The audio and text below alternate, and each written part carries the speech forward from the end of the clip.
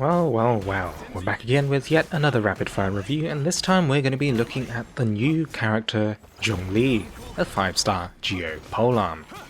There's quite a bit of controversy surrounding him on various forums, but hopefully this review will help you to figure out exactly why, and maybe help you form your own opinions on things. Let's cut the fluff and get straight to it with his normal and charged attacks. It looks cool, but is pretty lacking in damage. At a base level, Zhongli deals 241.2% damage across his whole combo, whereas Xiangling, our other polearm character, deals 263.8% across her combo. Even Zhongli's charged attack deals 111% compared to Xiangling's 122% at talent level 1. According to other theory crafters, taking out the final hit of Zhongli's combo and jump cancelling after the spear kicking attack improves his DPS, but still only to roughly Xiangling's level. Geodaddy's elemental skill is Dominus Lapidus. When pressed, erects a pulsating pillar, dealing 16% geo damage on impact and throbbing for 32% AoE geo damage around it every 2 seconds. Nearby geo constructs will resonate, dealing the same amount of damage around themselves. This has a cooldown of 4 seconds, but only one pillar can exist at a time, unless you get Constellation 1, bringing this limit up to 2. This burgeoning landmark lasts for 30 seconds, but can be destroyed by enemies. In its current state, its energy generation is a bit unreliable. It doesn't generate a geoparticle on every pulse, and can go for periods of time without generating energy at all, and then it'll sometimes generate energy on every tick. It seems to be purely based on chance, without any sort of pity system to ensure a baseline level of energy. Being a geo-construct, it also has the unfortunate effect of not being usable against the Oceanid, or disappearing if you summon it directly on top of a boss, so you'll have to maneuver it around to get it to stick. But on the plus side, you can use this to combo an airborne enemy at the end of your normal attack combo, which looks sick. When his skill is held, Zhongli crosses his arms for a second and looks cool before unleashing a shockwave for 80% AoE geo damage around himself, generating a Jade Shield for 1,232 hit points and gaining additional absorption to the value of 12.8% of his max hit points at base.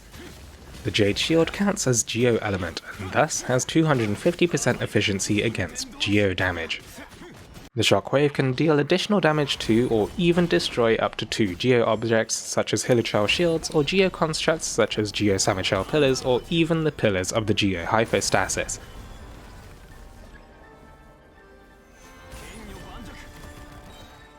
You can also use this to mine ore, which is super satisfying. Zhongli's first talent, Resonant Waves, increases the shield strength by 5% every time the shield receives damage, up to 5 times. Overall, the shield amount is fairly okay, and scales better compared to Diona's HP scaling on her Icy Paws.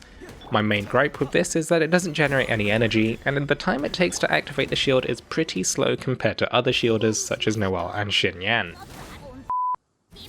The time spent crossing your arms and looking stylish leaves you pretty open to attack, meaning to use this reliably without taking extra damage you'll want to disengage from the enemy before shielding, or use it as a follow-up to Zhongli's burst, which means giving up a valuable DPS window for a defensive action instead. If you manage to push the big Zhongli to Constellation 6, when the shield takes damage, 40% of that damage is converted into healing for the current character. But this heal is capped at 8% of the character's max HP. This improves Long Zhong Silver's support capabilities, and theoretically the maximum heal is gained from hits that deal 20% of the active character's max hit points.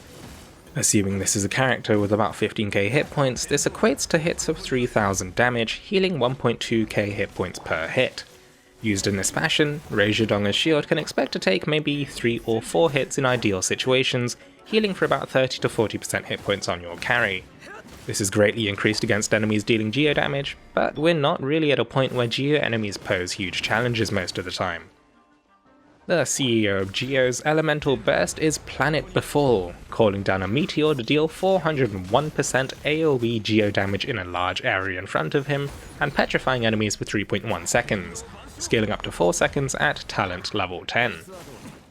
Zhongli's second talent, Dominance of Earth, adds additional damage to the burst, equal to 33% of his max hit points. This is somewhat respectable AoE damage, but gets outscaled by Ningguang against single targets. The petrification is a pretty neat effect, and is unique in its ability to crowd control large mobs. However, once the petrification ends, enemies will immediately resume their previous actions.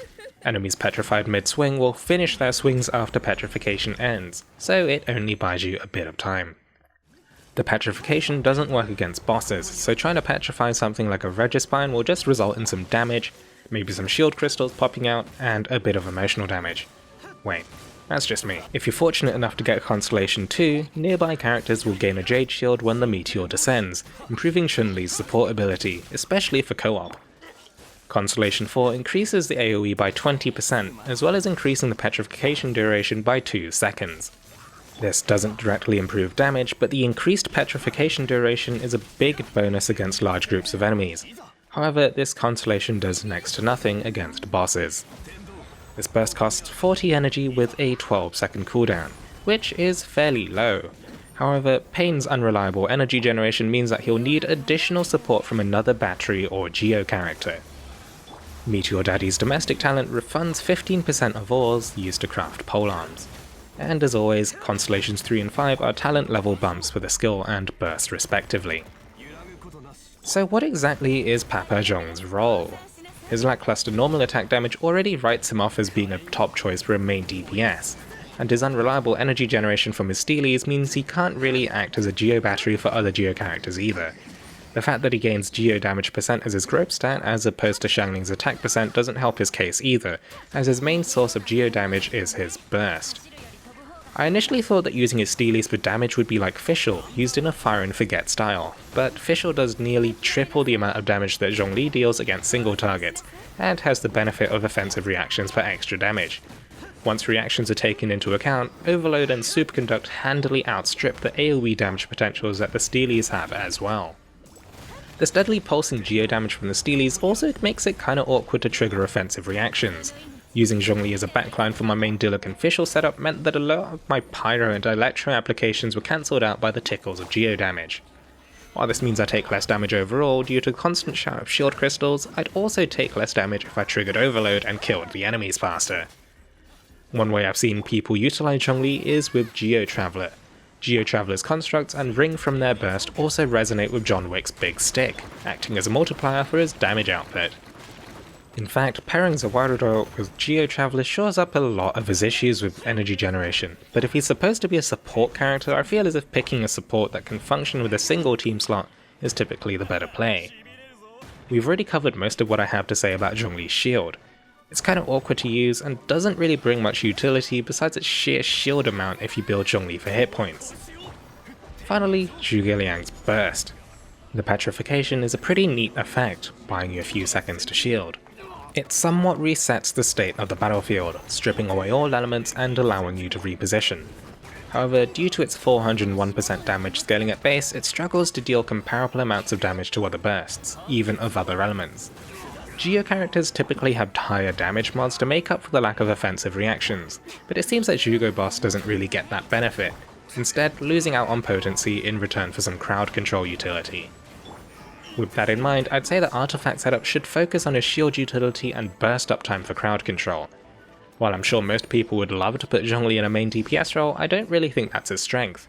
If you want a main DPS, I could easily suggest Razor or Xiangling as viable 4-star alternatives. With shield utility and burst uptime in mind, energy recharge sets such as the Scholar and Exile 2-piece bonuses could be used. If you have reliable ways of generating energy for Zhongli, you could consider the Archaic Petra 4-piece set, adding 15% Geo damage and also granting elemental damage bonuses to his team when picking up elemental shield crystals. With regards to stats, let's build towards Ken Lee's strengths in his sheer shield size and burst crowd control. Hit point percent or energy recharge on the sands can help with shield strength and burst uptime respectively. Hit points or Geo damage bonus on the Goblet could help with a bit of extra burst damage, and hit points, attack, or any crit based stats on the Circlet could help squeeze out a bit of extra utility. At this point, substats could look to focus more on hit points and energy recharge to get more out of his burst and shield, while splashing into attack and crit stats can help with his damage. While some people might recommend purely offensive stats like attack and crit main stats, I feel as if doing so is trying to fit a square peg in a round hole. Zhongli's innate stats don't really lean towards being a main DPS, so trying to force that archetype leads to a lackluster experience. Overall, Zhongli's redeeming factor is his sheer overflowing husbando factor, and he's still fun to play with. His burst has a lot of visual impact and his landscaping skills are completely unmatched. Geo-Traveler is also his best friend in this regard. So the problem that most people have is that Zhongli's kit emphasizes a defensive playstyle, and in a Tivat filled with time trials and Spiral Abyss stars mostly hinging on clearing floors within a certain time limit, Zoolander doesn't really offer that much that helps to that regard. With 1.2 on the horizon and our next zones being cryo-oriented, it doesn't really seem like Zhongli will find a decent place there either, instead favouring our Pyro Overlords Diluc and Klee. Hell, Diona's cryo shields get better too. Content that would favour Zhongli would be survival-based content, say a domain that wanted us to survive against an unending number of mobs for, say, 3 minutes. Zhongli could be a premier pick in such content, but even then I feel that most players would prefer to chew up the enemies instead with overwhelming DPS. Who knows, Zhongli might have his day, but it's not today, unless you're defacing the environment. As always, thank you very much for watching until the end. Take it easy, stay safe, and I'll catch you in the next video.